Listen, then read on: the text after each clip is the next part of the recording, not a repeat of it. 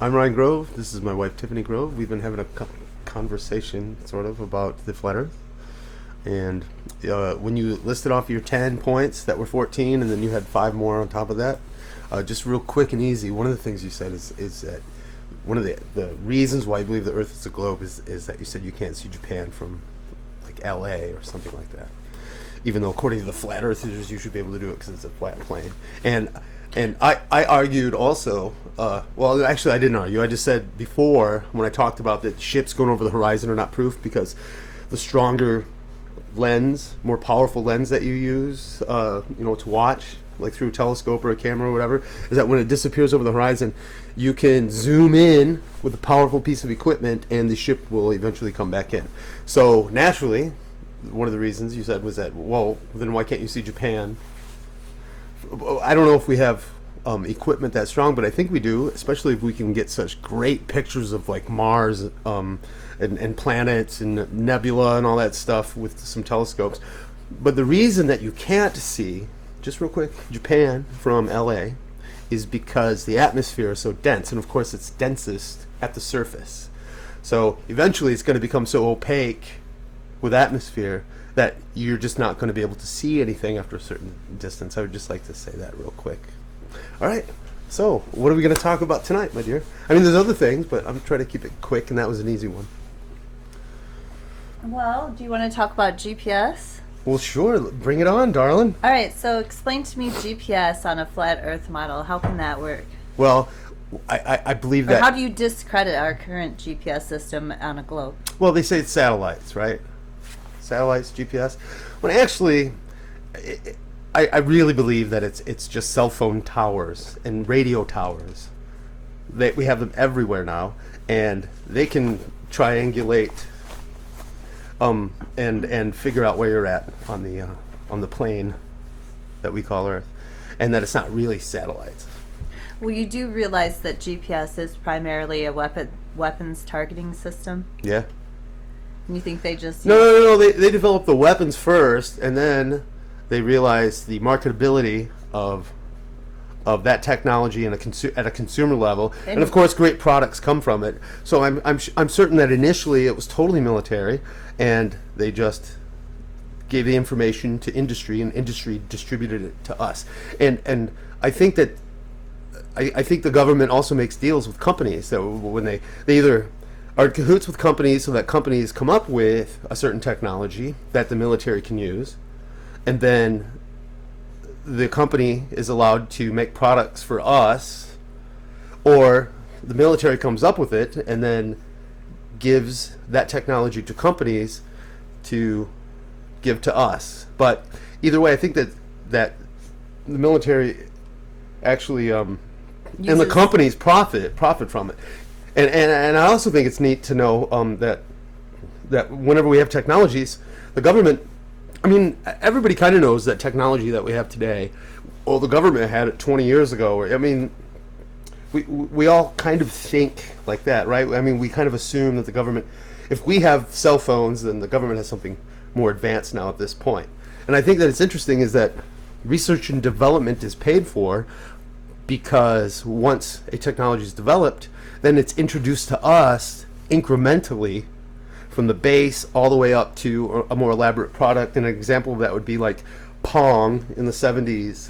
See, that was the initial step for home gaming systems, and it's slowly, step by step of technological development, a product is sold to us. So we pay for, they don't just give us the end product, they give us each piece of it a little bit at a time, and we pay for it, and that actually supports the research and development. It makes a lot of economic sense.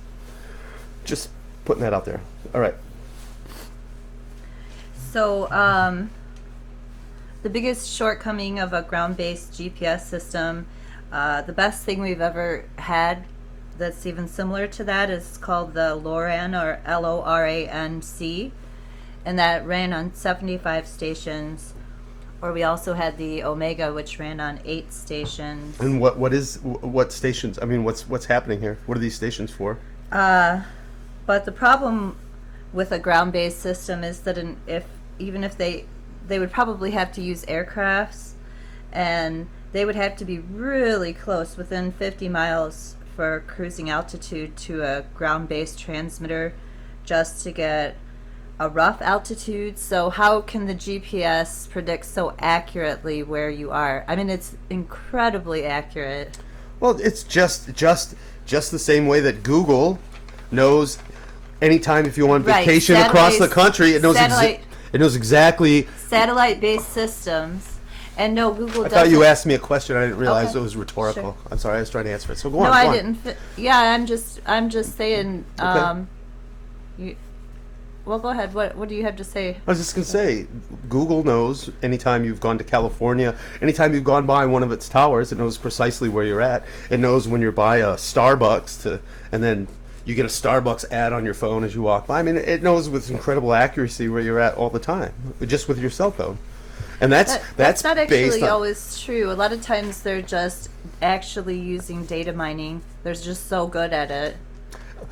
But you can also look They're on not Google. targeting where you're at. Oh, with no, their but they are satellite keeping track of systems or that for their sure. They're phone- keeping cell track phone of where towers. you're at all the time. Somebody showed me they discovered on their phone, on their Android, that there's a certain part of the phone. I can't remember what it is, but they showed me. Yeah, remember we went on our honeymoon and we went out to California and we went up the coast. He said, "Look, did you know that every time that you go by a tower, that it's permanently saved?" And so he went to Google and put his name in, and everywhere he went had been accurately recorded, the time when he was there. So and that's maybe if he with used towers, his right? telephone That's with towers, right? to make calls. Well, no, just the phone itself being on knows when it's near a tower. It knows. So you think that the weapons, Or the tower knows it's near it, rather. the weapons targeting system was based on cell phone and radio towers? Well, no. That's a... The GPS weapons targeting system is using... You asked me how land-based technology could precisely locate you, or locate somebody with that kind of precision. And I'm just saying, well, it's happening all the it time. can tell you your coordinates, even if you're in the middle of the ocean or other places where there aren't any cell phone towers. On an island. Well, I don't know. Well, I'll have to look into that also. Okay. What else you got? Well, I was going to go over the scientific method, but I think that we actually both know that requires empirical data and a lot of testing and retesting and falsify. I think we talked about all of that. So I think you understand it and you're just purposefully ignoring it. What? How am I ignoring it? So how am I ignoring we're just it? going to let that go. I think, didn't you tell me you had Man, that's a some, scathing yeah, cut. But you're obviously no fan of science. You've already told us that. You said science last time. So science itself You're not is a fan of good, science, and I science itself is honest. Mm-hmm. But all this theoretical and philosophical...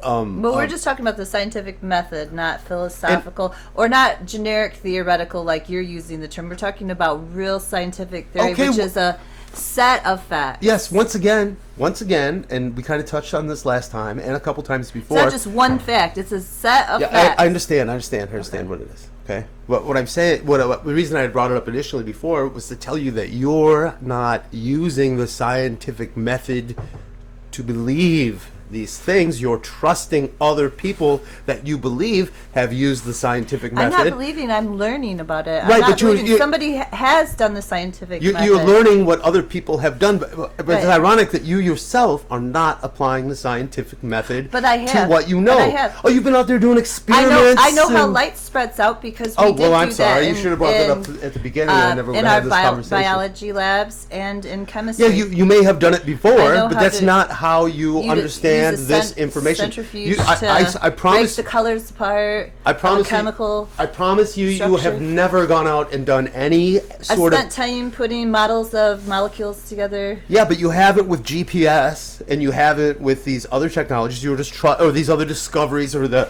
what's the resonance?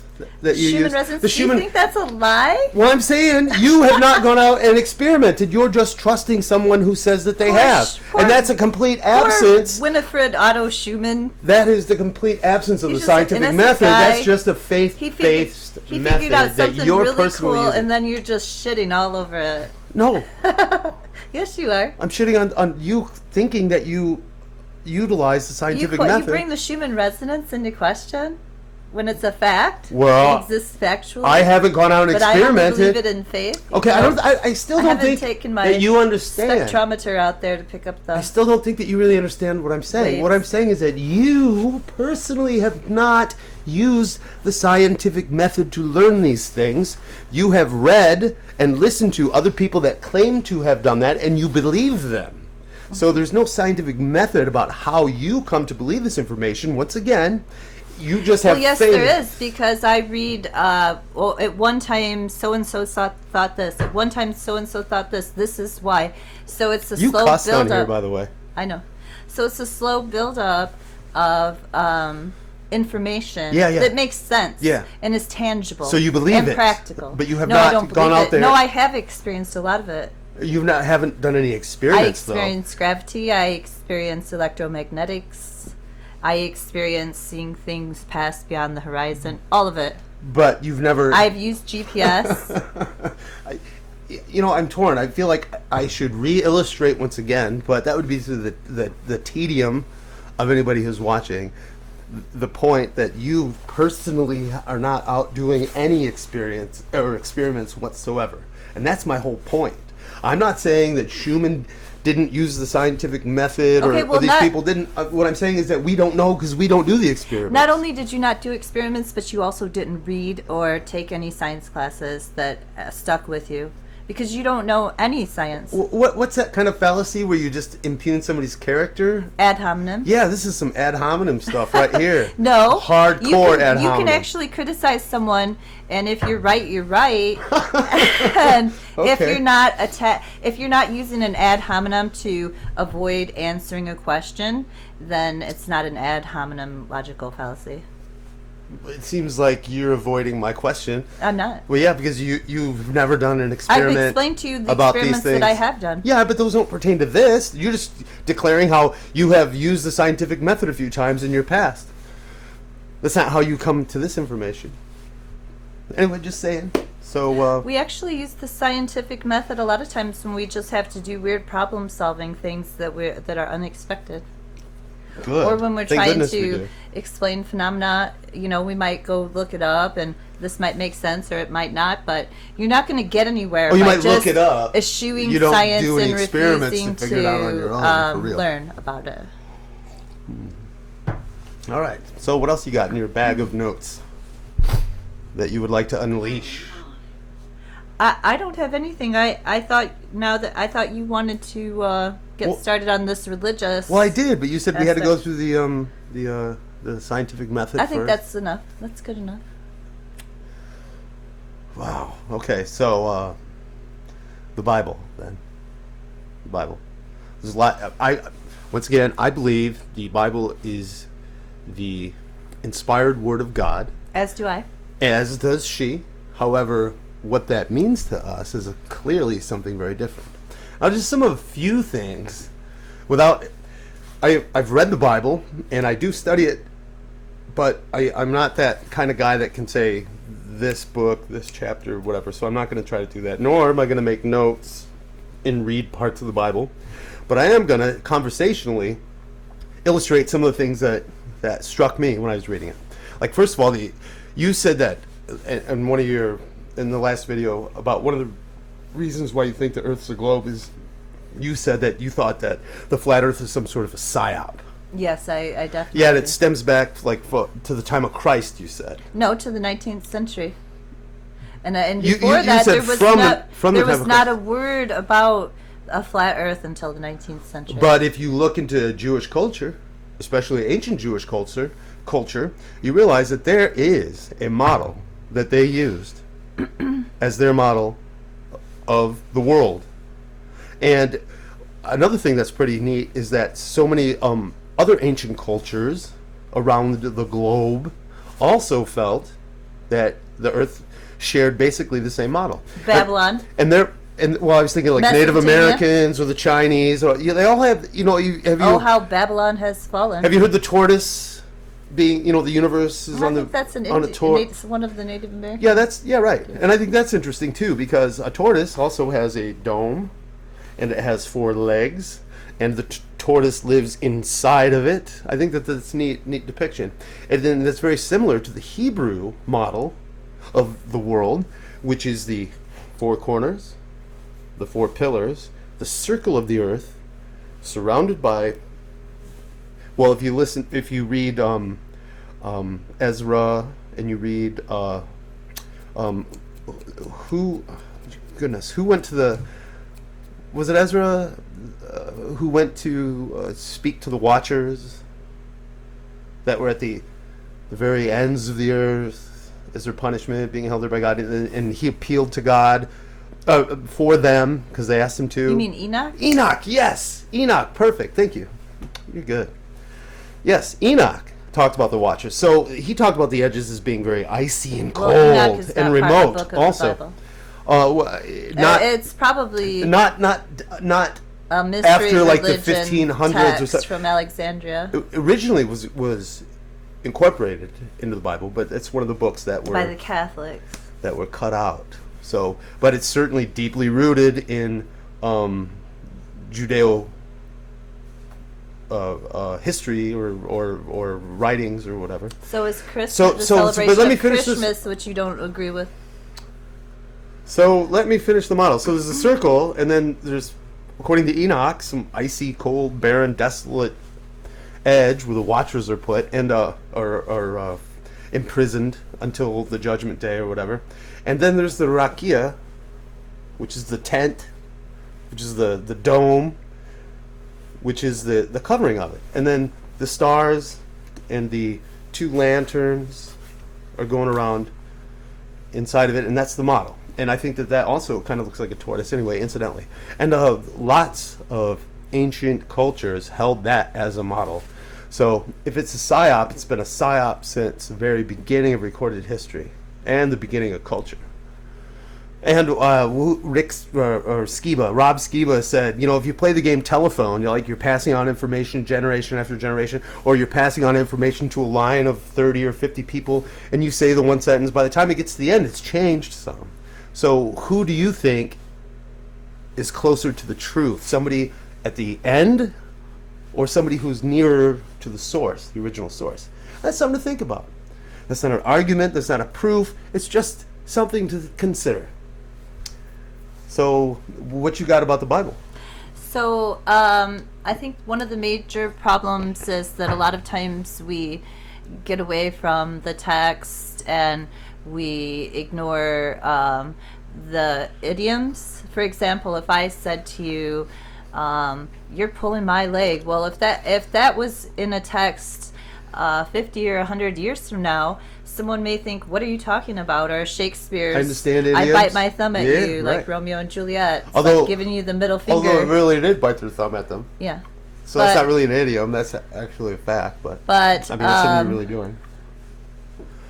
So there's a lot of things that if we want to take it out of context, we could definitely say that the Bible says all kinds of things. Yes, and I have read and heard people use that to describe a lot of the Bible, and I think that the trick here is that is the idiom interpretation of a particular piece of scripture really an idiom, or is it? Well, Or is it sometimes Well, a then let me ask you fact that. is unreconcilable to our flawed yeah. paradigm of All right, reality? let me ask you that again, then Slippery in this slope. way. When in Revelations it says that the angels stand on the 4 corners of the earth, how can there be 4 corners if it's a circle? Because I just explained to you there's 4 No, corners. there's 4 cardinal points. Yeah, no, north, south, east, west. west. Yes, I understand that. And these are idioms, Ryan. But the corners would probably be northeast, northwest, southeast, and southwest. I'm sure. That would be the 4 I'm corners. sure you think so. Because Except for it's a circle. well, there's a circle within it. Uh-huh. There's a circle You mean within there's it. Yeah. It's the circle of ice within the four corners, and the rakia is over top, according to the Bible, and I believe that. Next, Well, I just have to disagree with you. and you are entitled Do you to, know, and I respect I that. read the Bible first when I was about 8 or 9 years old, and it never occurred to me that the Bible was saying the earth was flat. I've read the Bible multiple times from cover to cover. Well, I don't think that's its declaration, It doesn't at because all that's irrelevant. come across to me as It's if irrelevant. the earth were flat. Now let's take like Joshua, like he's fighting his foes, and he asks God for time so he can vanquish his enemies, and the sun is stopped for like 36 hours. Now, if we're rotating, right? And If it were doing anything, how could it stop unless God had some kind of intervention? Whether it was flat, round, whatever, how could it stop? I'm sorry that I can't get all my ideas out within 2 sentences. Yeah, go Sometimes it ahead. takes a while to explain something, and then once I've explained it, then All right, you could yeah, go ahead. earnestly respond to it. You know what I'm saying? So if it's rotating and it's revolving around the sun, if God stopped the earth in order for the sun to shine on Israel at that time, then all kinds of terrible things would happen with the gravity model. But stopping the earth is not the only option. Okay, that. what's another option? Well, one option. She was prepared for this because we kind of talked about it the other day. Come back in the composition. One option is that it's possible that Mars was closer to the Earth because they believe that they were on a synchronous orbital pattern or something, and that it was just at that time when Mars finally got flung out of Earth's orbit and was a While little Joshua farther away. was doing his stuff. Yeah, I mean that's one theory. And synchronous means that even though they're at different distances to the sun, that they are in unison in their revolution around the sun together. Yeah, and that Mars it became did closer askew. pass by So- at one time. so how would and that- that's why people worshipped Mars. I mean, that's just a hypothesis. How would that create daylight for 36 hours? I don't know. It has something to do with that, throwing that out of the orbit and the precession of the Earth. I didn't really. Well, how would that translate the into 36 details of hours it. of daylight, though? I mean, I don't know. I didn't whatever. read the details of it. Well, anyway, that's something to think about. That I think about when I read the Bible. How can too. it be 36 hours of daylight at the South Pole or whatever? Well, on the flat Earth model, because the sun, pulse. It's the sun's revolution around the North Pole. Constricts and expands throughout the year, and so when it's constricted at the South Pole, the sun is the farthest away continuously from that, and that diminishes, and it gets so far away that it's diminished daylight. And while that's happening at the North Pole, there's continuous daylight, and then as it expands, the revolution expands outwards, then it becomes way more. You get a lot more sunlight and exposure to the sun at the South Pole, and you get the darkness in the North Pole. And actually, for all we know, there might be a meaning to the 36 hours or whatever it was of sunlight. Other than a literal one? Yeah, other than a literal one, because some Hebrew scholars say that Jonah being in the belly of the whale for 3 days and nights actually means that he died and came back. He to died, life. yes. Yeah. 3 days. It represents it. Now that, I would be more inclined to believe was an idiom. Based on, but when you get to Joshua, So it's cherry picking on your part. well, no, because the Bible is not all idiom, Of course not. right? And I'm not saying it's all literal. So there's a gray area in between. And so for me to try to differentiate possibly what could be an idiom example and a literal one doesn't mean that I'm cherry picking. It means I'm trying to discern and give examples of an instance that might be idiomatic and one that might be literal. That's all. It's not cherry picking. Okay, well, and then here's another example of just some of the reasons that I know that flat earthers say, well, the Bible says it's round because of Isaiah saying, It is God that sitteth upon the circle of the earth. Yeah, that's that circle, And baby. and the inhabitants thereof are as grasshoppers. And apologists dealing with this issue often cite Isaiah 40:22 with the explanation that Hebrew, having no specific word for sphere, may here indicate a spherical earth, but we may also read into the text a flat circle is what flat earthers say. Right, and in Greek and in Hebrew, there's words for circle and there's words for ball. In the Bible, in both languages, it says circle at that point. Right. And circle conforms with what Picard saw. It was like a big round bowl that was concave, right? So that's Which is consistent what the with Earth that. looks like when you're close enough, and then as you get up higher, Or so you've you can see heard, the because you've curvature. certainly never been up there. Huh? Well, I've seen some pictures too, but I know you don't Pictures. believe those. I've seen some pictures where of skydivers. Ratzinger looks like the Dark Lord in Star Wars, or but the Emperor, or whatever. in regard to what I'm talking about, if Isaiah had intended to speak of the Earth as a globe, he would the flat earthers say he would probably have used the word he used in 22:18, meaning ball, and that's what you think, isn't it? But there's Yes. no but the word is der. And there's no more indications of sphericity than the word used in Isaiah 40:22, for it is used by Isaiah elsewhere like this. In Isaiah 29:3, the word ball. And I will camp against thee round about, and will lay siege against thee with a mount, and I will raise forts against thee. Obviously, unless they were professional gymnasts as well as tacticians, the soldiers could not camp in the shape of a sphere around the city. So they use the term that they use for ball, or what you would call a sphere, and camping round about the city in a circle. In a circle. Yes. That the word they would use for ball, that flat earthers insist that's the word they should have used if God sits on a sphere. Well, hey, it's something to consider. Although, So I'm just saying it's I tricky. don't know, They're man. lying to you. That's what I They're think lying they're doing to you. No, they're telling you, they had a word. See, Isaiah did have a word for sphere or ball, but it really didn't even mean that. They're lying. It Well- doesn't mean that. well- It means roundabout. Well, there's once again, when you're translating something from one language to another language to another language, there's going to be some discrepancies. So that's something I'm not justifying myself on that. I'm saying that's something that needs to be taken into consideration.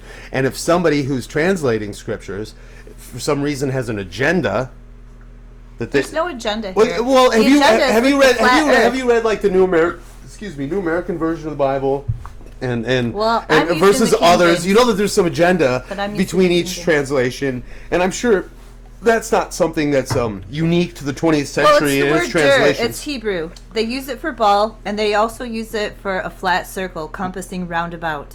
You're So well, good, because the word red means past tense for read in English, and it means a I don't color. think you're understanding what I'm saying. No, I am understanding exactly what you're saying. You're saying they had a word for sphere, Yeah. and it should be the word der, but then they use this spherical word for a circle. They camped about Or them. maybe idiomatically, he was saying, you're going to just totally encompass them. You're totally going to surround them. Every angle. Maybe it's a literary reason So that they yeah, it use might that. mean encompass. It's something to think about. It's not a sphere. proof. Yeah. Yeah, encompass. And Yeah. encompass and sphere are Yeah. two different words. Exactly. But used literarily and cleverly, they can imply sort of the same effect. I think we've Of gone on overcompensating. quite long, though. Oh no, it's only been like 10 minutes. We're just getting warmed up. So the Bible also says a couple of spots, the earth is fixed, it shall not move. Meaning that until the end of time, this earth will exist till God says it's done. We're not going to have a sudden heat death. We're not going to have Or maybe I whip out Occam's De-Sitter razor. space. I whip out Occam's razor and declare that the earth is fixed. And not then gonna right have after that sentence, De-Sitter it space shall not where move. the To, rest- to reinforce the fact that it is fixed. To double emphasize that. All right. Do you have any flat earth debunking quotes from the Bible that you can think of offhand? Just out of curiosity? no. No. Well, all right. What about any more. I don't think the Bible cares what shape the earth is or any other scientific Well, endeavors. outside of the fact that, and also Genesis. All right, so you're telling me Genesis is idiomatic, or it's literal? Yeah, somewhat. Yes, So, yes. in how God spends the first 6 days of creation, you think is sort of symbolic and metaphorical and not literal at all? Because the sun comes way after the waters and the earth and all that stuff. I'll tell you what, it doesn't matter to me. But it matters to God because He put that in Genesis. He starts I know His you didn't book let me that way. finish my Yes, you're sentence. right. You're right. It doesn't matter to me if it happened literally. What matters to me is that when I read that text, I know it's directed right at me. That I'm Adam and Eve. That I was born as an innocent baby, and then I enter the dispensation of according to the conscience. Bible, you're born in sin. By the way, you weren't born an innocent baby. You were born with a corrupted seed. But I was born an innocent baby. I just have the potential for sin, unlike Adam and Eve before they ate the unavoidable fruit. potential for sin, which But makes I'll you just tell corrupted you what I initially. think. All right.